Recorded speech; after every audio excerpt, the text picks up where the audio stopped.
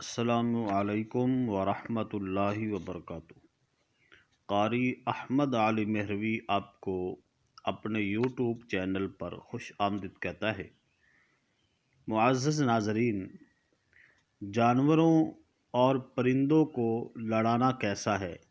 جیسا کہ اکثر دیہاتوں میں جانوروں کی لڑائی کروائی جاتی ہے، پرندوں کی لڑائی کروائی جاتی ہے، تو یہ کیسا ہے اور ان کو دیکھنا کیسا ہے تماشے کے طور پر، اور مرغے یا کتے وغیرہ کو پالنا اس نیت سے کہ ان کا مقابلہ کروائیں گے، تو یہ کیسا ہے؟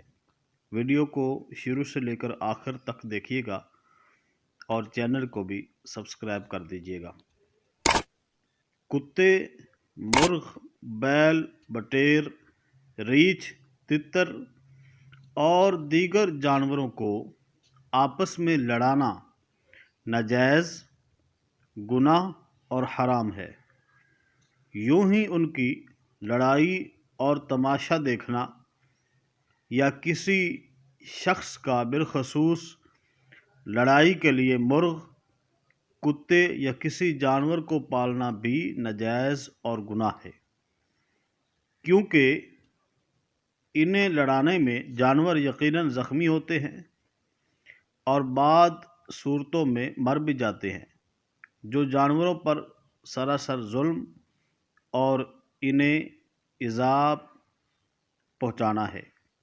جبکہ نبی اکرم صلی اللہ علیہ وآلہ وسلم نے جانوروں کو تکلیف دینے سے سختی سے منع فرمایا اور اس کی شدید مذمت بیان کی ہے۔